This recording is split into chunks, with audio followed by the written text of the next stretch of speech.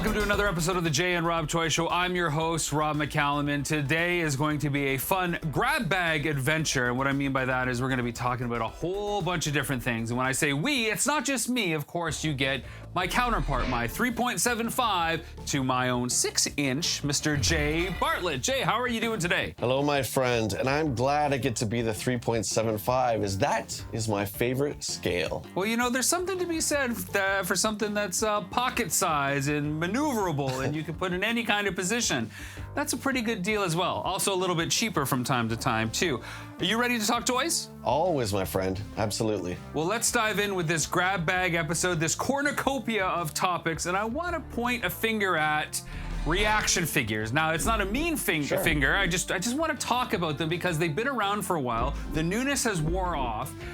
They proliferated the whole action figure culture that we're so used to being in. What are your thoughts on reaction figures? Give me some pros and give me some cons. Well, there's certainly pros and cons, absolutely. The pro, they're very much like pop figures. So I'm starting to see new collectors come into this space because, you know, they've never maybe have seen a Pulp Fiction figure before, except maybe in the pop line. So hey, now it's kind of like, you know, a toy version of Marcellus Wallace or whoever.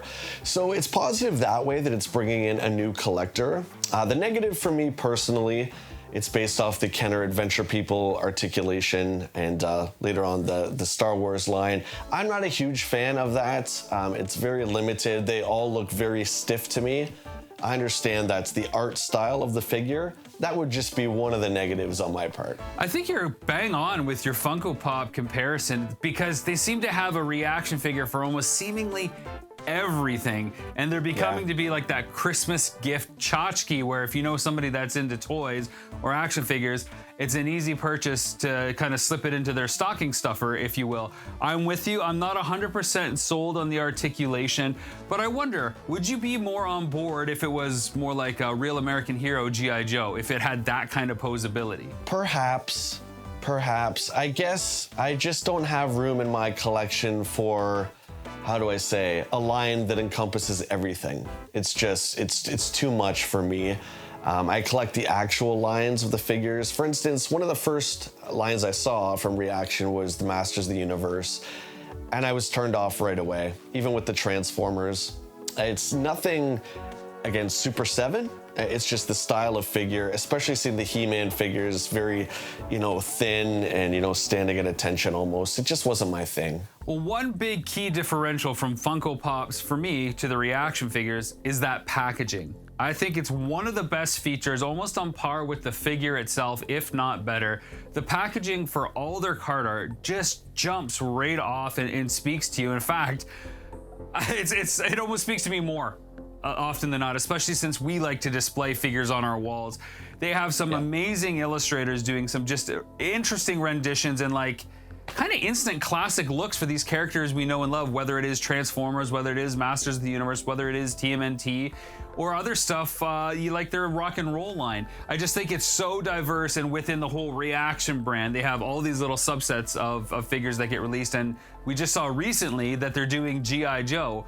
Now, I think G.I. Joe, despite the articulation difference, is probably one of the closest, because the scale is similar, to the original release. How do you think G.I. Joe coming to Reaction is going to fare, and our collectors gonna go nuts because of that card art appeal? So I'm gonna quote our good buddy John, and he said something to me not too long ago regarding G.I. Joe. He said basically, I love all the new lines, but the problem is they don't hold a candle to the Real American Hero stuff. And I totally agree. So something that's 3.75 in the scale of a Real American Hero, I'm more likely than not gonna finish the 82 to 94 run. That's just me. Again, there's only so much space, there's only so much money. And if I'm gonna go all in on a Joe line, that scale, it's gonna be the original Real American Hero. Yeah, you make some fair points there, Jay, when you're talking about cash for sure, because a lot of the reaction figures when they come out are $20, and that's a pricey kind of figure for what you're getting.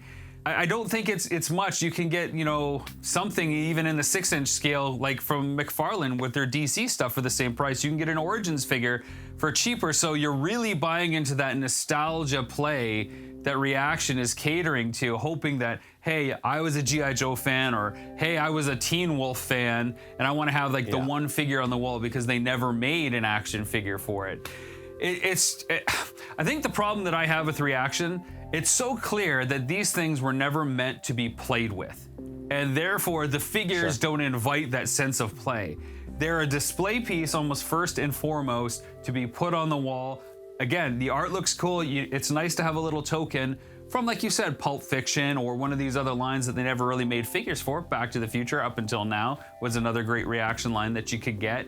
But when you're comparing it to something like Real American Hero or Masters of the Universe or Teenage Mutant Ninja Turtles, it's really hard to say you want something that's stiff, that small, and is never really meant to be played with like these other vintage lines were. Which to me, again, going back to my first point, was they are like Funko Pops, and I think they're a lot more novelty than not. I think, if you're going through this store and you're like, oh, my wife used to like Teen Wolf, or she used to, like Golden Girls or whatever. you just kind of get it for them, just kind of like for a joke kind of thing. But I don't know. I don't know many collectors myself that collect this line. And again, that's not to say there's anything wrong with it. It's just my money is best spent somewhere else. Sure. And one of the places that you like to spend your money is our next topic, and that is cartoon likeness-based figures. Now, this has been a huge spot in the world of collecting the last 5 years in particular. Action figure manufacturers and toy designers have really been focusing a lot of their efforts on having that one-to-one likeness. So if we're gonna put a figure out based on He-Man and the Masters of the Universe, it's gonna look exactly like that cartoon from Filmation in the 80s. We've just seen Super 7 announce the G.I. Joe Ultimates, which are based on the cartoon look. Of course, we've talked about the NECA cartoon turtles as well, and there's other examples as well. Is this the trend going forward, do you think? Or is this just one kind of sect that is gonna appeal to one collector? How do you feel about this trend for cartoon likeness figures? Oh, I think it's fantastic. I think it's something that has been missing for quite a while, and I think it's something that the toy manufacturers have always tried to achieve. I mean, I remember lots of times watching G.I. Joe and always wondering why Snake Eyes was blue and had kind of the brown gray visor, and his action figure was pure black. Not a huge deal, but you kind of wonder these things, right? So I really like that they're going for the accuracy. The more recently, Transformers: The War for Cybertron, they took the actual toys and used them for models. I think it's fantastic. So if the figure doesn't bend that way, the character on the show isn't gonna bend that way either. I love it. I'm absolutely on board. Anytime I can take something out of my television and reach in and pull a Ninja Turtle or Man-at-Arms or Skeletor out and actually have it in my possession as a 3D object, it's a pretty special moment. You and I also talked, though, Jay, about this whole thing of buying the same figure over and over again. Is there a point to making another He-Man or Leonardo or, in your case, Optimus Prime, if it's already exactly like it was on the show? Oh, absolutely. And I think price point is a huge key here. So again, let's take G.I. Joe for the example. I think that's the perfect example. So you have the 3.75-inch kind of retro figures that are out now with Hector Garrido card back and the anniversary style figure. You have the Super 7 Ultimates, which is the high-end 6-inch, where they'll be, $50, $60 each or whatever. You have the Classified. Now the Classified itself are also 6-inch at the $30 price point. So they're really throwing out everything for everybody. So it's like, if you like G.I. Joe, you don't want to spend $30 on a figure, we gotcha at the $15 price point. Or if you want to go crazy, we got you at the $50, $60 price point. I think that's a pretty fair argument with the price point catering to different kind of wallets that are out there. But where I come from, like, honestly, if I want the character that I grew up with, why would I really want anything that didn't look like the show? I mean, that was such a problem as kids growing up. Like, you got over it during playtime, but I was always like, how come, Megatron looks like this in the toy and he looks like that in the show? Like, that disconnect was always such a hard thing to get over. And now if I can have Megatron look exactly like the G1 cartoon, and that's like my favorite version of Transformers, then why would I ever buy another Megatron again, unless it's, you know, maybe bigger scale because I want, you know, a 12-inch version. But again, show accurate. So I don't want Snake Eyes that's all black because I liked him in the cartoon show, which is what got me to buy the toy in the first place. I just have a hard time going beyond, again, that definitive version of the action figure. And if I can get it, and it's based on the thing that I loved watching every day, then that's the version that I want. Sure, and I mean, we're really spoiled right now as adult collectors, and I think that's a good thing. There was a lot of imagination that we needed to use back then. As you know, you're citing Megatron, of course. He was one of the worst G1 Transformers as far as likeness goes. He didn't look anything like the cartoon. You take someone like Ratchet or Ironhide from the G1, they didn't even have faces, they had windshields.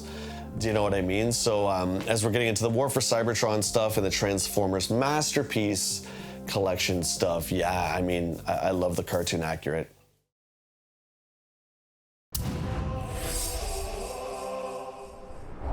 Hello, my name's Motu Joe, and I am a big Masters of the Universe fan. Big collector. Heck, it's in the name, Motu, Masters of the Universe. But there are a few other things that I really like to collect. Juggernaut, anything to do with the Juggernaut. Dragon Ball Z, absolutely love the Saiyan story, it's awesome. We're also gonna take a look at Mask, Mobile Armored Strike Command from Kenner. This is my Juggernaut collection, and I'm super excited to share it with you. So I'm gonna grab the camera, turn around, and I'm gonna show it to you really quick. Here we go.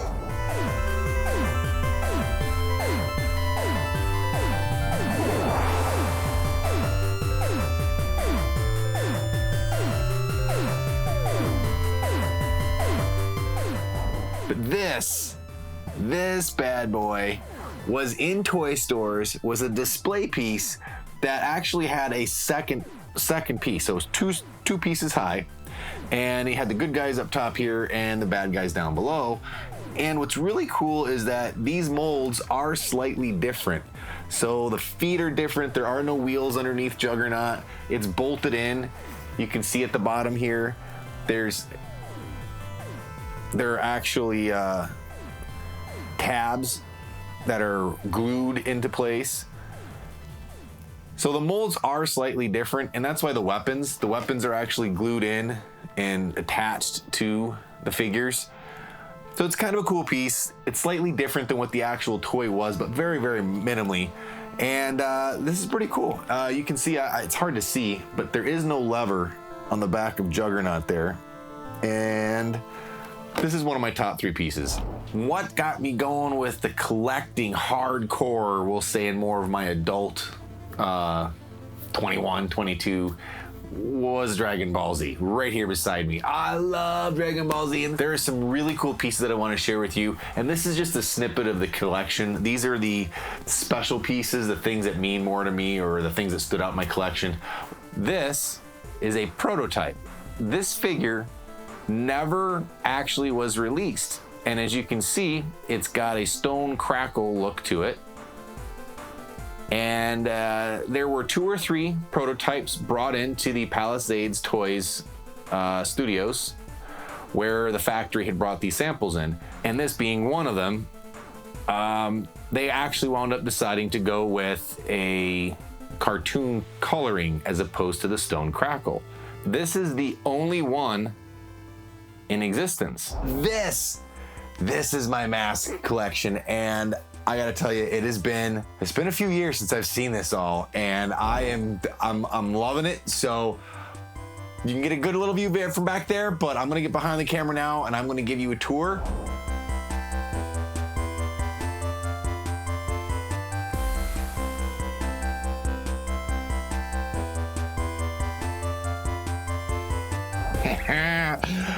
This bad boy right here, Stinger, is one of my all-time favorite toys from any toy line. And Stinger here, for me, was a multi-toy. I played with this on all different toy lines, and it's one of those toys to where the hook on the back comes out of it. It's bringing back all sorts of memories for me when I was just as a kid. You just push the little tab in the back, pops up, puts up the shield, turns into a tank. This comes up, this is the cannon that goes right in there. I mean, they have little cannons that come up on the wheels, little laser. This thing, oh man, I love this thing. Not to mention, it's a wicked car. A GTO is something else, man. It was fun sharing all three different things that I love to collect on top of Masters of the Universe. We had Mask in there, we had Juggernaut in there, and topping it off was Dragon Ball Z. So thank you very much for watching, and stay tuned. We'll see you next time. I want to jump forward to the next topic, Jay, and this is play features. Now, as a kid, play features were that big burst that was on the packaging that said, you know, new twist waist or battle damage tumbler or, you know, rising neck, mecha neck. And it kind of gave you a different way to play with the figure or suggested that this is how you could use this figure, and this was unique to this figure only. As adult collectors now, not that we don't, you know, still collect the vintage stuff, but do you think there's room for any kind of play features in the adult collecting market? Wow, that's a really great question, Rob.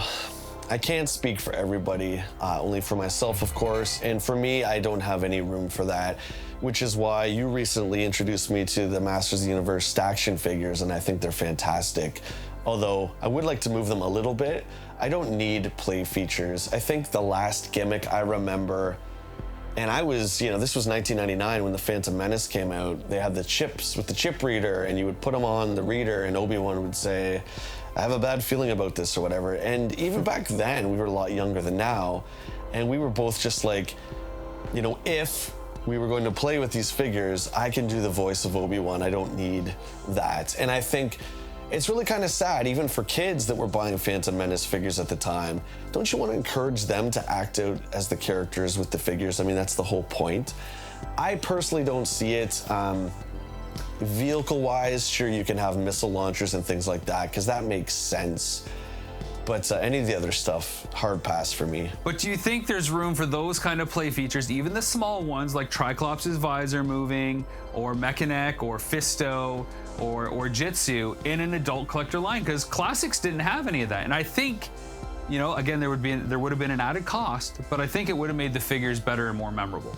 It all depends. Like I said, if it's gonna jack the price of the figure up, you know, like Ram Man, for instance, why is Ram Man $29 in the Origins line when he should just be a normal figure? And then they throw in 2 axes and 2 heads. I don't need that, you know, that's like 2 figures for the price of 1. Last thing I want to get to, Jay, is Build-A-Figures, or collect and connect, or whatever catchphrase from whatever toy manufacturer is out there. When do you first remember seeing this new marketing gimmick in which you would get a piece from another figure, and if you collect all the figures that were released in the wave, you got the additional action figure by combining them together? The only thing that's coming to the top of my head is Marvel Legends, and I know this has been around for a long time. That's the most prominent in my memory because the figures you usually get in the Build-A-Figure for Marvel Legends are usually gigantic hulking Goliath figures. So that's pretty cool. And I still think Marvel Legends does it the best. You look at some of those figures online, like Rhino, for instance, you can only get Rhino as a Build-A-Figure in whatever wave he was in, but that figure is going for like $200-300 because you had to buy all the figures in that wave to complete them. I think it's a really ingenious idea, especially if you're a completist. You're getting basically, if there's 6 figures in the wave, you're getting the 7th for free. Now, of course, the Watcher is a character that I love. I know you love it as well, and he is one of the more recent Build-A-Figures from the Marvel Legends line. I could care less about the other figures that are in the line, but having the Watcher is pretty, you know, pretty cool. But even if you get all 6 figures, in order to get that 7th figure of the Watcher, you'll never have them on card. That's true. That doesn't really bother me. They've done deluxe figures forever, like Toxin, Venom, even MODOK recently. I mean, I would like the regular Venom just to be able to put on the wall with the rest. He's just too big. The carded stuff doesn't bother me too much for that. If it's gonna be a figure like the Watcher that we might not get otherwise, because he's gonna be to scale, right? So he's gonna be bigger. And you know what? I've seen Marvel Legends in their box being resold at Heroes, for instance, and the Build-A-Figure part is taken out. I think that's kind of cool too, that you can still resell it without that part. There's a lot of value in that line. There's nothing worse though than getting a figure, only the one figure that you like, and having a weird random leg for like Crocmaster or something that you just really don't know what to do. Like, what do you do with the leg? And you know what? And we've talked about this before, and there's figures like the Marvel Legends Netflix Jessica Jones. I can't remember the Build-A-Figure, but she looks great. But she's so small into the side, and then there's this big green torso of whatever character it is. Again, I can't remember. And it really looks awful. So I wish they would find a way to maybe make the box a little bit thicker and put it behind, because it really takes away, like Jessica Jones is a little tiny figure, right? And then you have this big green torso. Just kind of looks crappy. Well, there's that award-winning jingle, that sound that lets us all know that it's time for Action Figure Spotlight, our favorite time on every episode. Jay, I'm gonna let you go first, and I'm really curious to see what you're gonna pick given all the topics we discussed. What do you got up for Action Figure Spotlight? Okay, so we're talking cartoon likenesses, and that's what I've chosen to do. I've chosen to do, even though I've stopped collecting the line, the NECA Casey Jones. This is a figure that looks absolutely identical to its cartoon counterpart. They've even done the cel-shaded lines, so he looks like he's cel-shaded. He looks like he jumped right out of the screen. Even the extra weapons, and he comes with a ton of hockey sticks and that. If you look at the goalie stick, even the lines that kind of bring it out. And he just has solid colors too, which also mirror the cartoon. But again, he can only be posed. See, I can't even bend his knee. Like, I can feel the stress on that, and that's a huge problem. So trying to pose these guys, you put them under warm water, and I think that's a great solution. But in my opinion, it's absolutely unacceptable for you to take out a figure out of the box. You're gonna get some stiffness, sure, but to feel the stress of the plastic and that it might snap at any minute, and this is $70? Yeah, I love the figure, but I don't love the functionality. What I want to showcase this week, Jay, also comes from the cartoon likeness category. Now, this is not an official release, but boy, is it a cool figure to have in my collection. It's a figure that comes from the real Ghostbusters world. Again, never released. This is a custom figure that I got from BAM Toy Company out of Canada, believe it or not, and that's for the Boogeyman.